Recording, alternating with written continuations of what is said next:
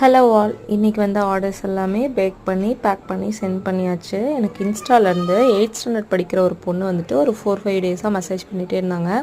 எங்கள் அம்மாவோட பர்த்டேக்கா என்கிட்ட சேவிங்ஸ் அமௌண்ட் வந்து 370 தான் இருக்குது, எனக்கு 1/2 kg டபுள் சாக்லேட் பண்ணி தர முடியுமா அப்படின்னு. அந்த அமௌண்ட்டுக்கு பண்ணி தர முடியாதுப்பா அப்படின்னு சொன்னேன். எனக்கு ரொம்ப ரெக்வஸ்ட் பண்ணி ப்ளீஸ்க்கான்னு கேட்டாங்க. அப்புறம் நெக்ஸ்ட் டே வந்து சரிக்கா எனக்கு ஒரு 350 கிராம்ஸ் பண்ணி கொடுங்க, நான் 300 ருபீஸ் தரேன் அப்படின்னாங்க.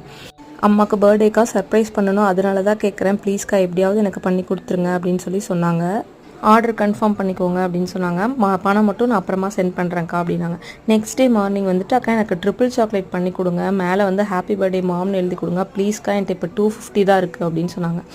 எனக்கு என்ன பண்ணுறதுன்னு தெரில. ரொம்ப சின்ன பொண்ணாக வந்து ப்ளீஸ்னு கேட்கவும் சரி ஓகேன்னு சொல்லிட்டேன். நானும் வந்து பேக் பண்ணி பேக் பண்ணிவிட்டு சரி மணி சென்ட் பண்ணுங்கள், நான் கொரியர் போடுறேன்னு சொல்லும்போது அந்த பொண்ணு நான் பக்கத்தில் வாங்கிட்டேன் சாரி அப்படின்னு சொல்லிடுச்சு. கேக் வாங்கி அவங்க அம்மாவை சர்ப்ரைஸ் பண்ணாமல் வாங்காமல் என்ன சர்ப்ரைஸ் பண்ணிட்டாங்க.